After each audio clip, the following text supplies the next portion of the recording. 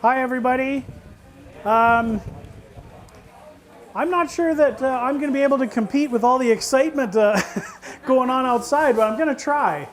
So my name is Mike Harding. I'm a plant pathologist with Alberta Agriculture, and I would just like to say thank you for that lunch.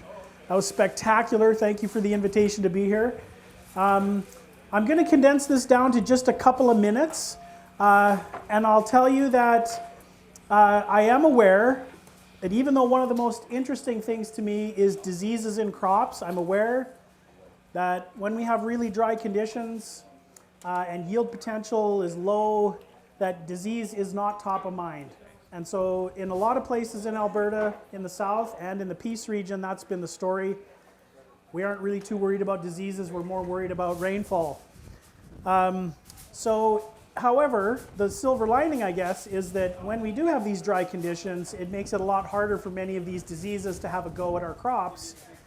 And so, as a result, we've had fewer inquiries, fewer diagnostic samples, and in these dry years, we don't usually tend to have diseases as the number one topic of conversation. My job today was to talk about wheat diseases. And I was going to talk about some of the less usual suspects that sometimes we'll see in these dry years. Things like wheat streak mosaic virus, aster yellows, bacterial leaf streak, and even sometimes root rots. And so if any of those diseases are of interest to you, I have in my truck, which is down at the end of the row there, a bunch of handouts and pamphlets and fact sheets. And I will be there to answer any questions or deliver any of that information that you want. I'll just say to you that even though diseases may not be top of mind, don't forget to scout to see what's there in your fields, and keep an eye out for some of these oddballs. And if you see something that you don't recognize or don't know what it is, I think it's always a good idea to maybe find out in case that's a developing issue on your farm. And so we had a couple of years where wheat streak mosaic virus was really expanding its range, and then we had a really hard winter and it killed the vector, and it's kind of receded and we don't see a lot of issues. So these things can pop up when we don't expect them, even in dry years.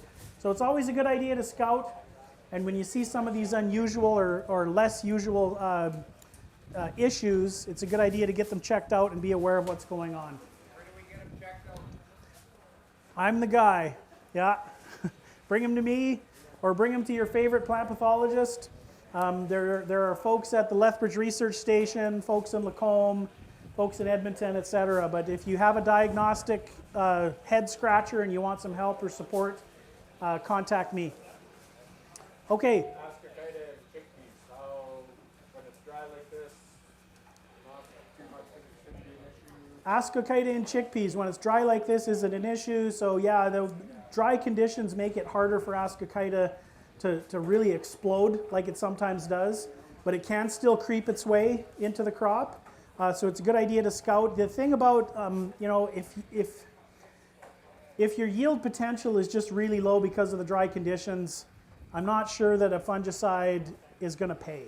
So if you do have yield potential and you see Ascochyta creeping in, then you may want to kind of do some cost-benefit analysis to see if holding it back is going to protect enough yield to make it worth your while. But a lot of the rain-fed areas here, it's probably not going to warrant a fungicide just because you can't protect. There's not enough yield there to protect to make it worth your while. So that's the caveat. But yes, Ascochyta and chickpea can still creep in.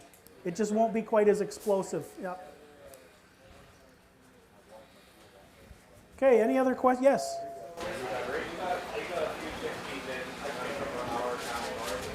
Okay.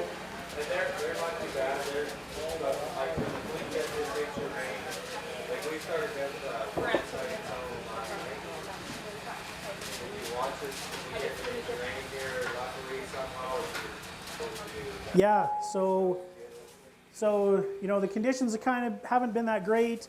What happens if we get an inch of rain? So a lot of the diseases that are the usual suspects, like Ascochyta and chickpea, are very responsive to the environment. And so if we get some warm, humid conditions, it can become very explosive. So absolutely, you're going to want to keep your eye on it.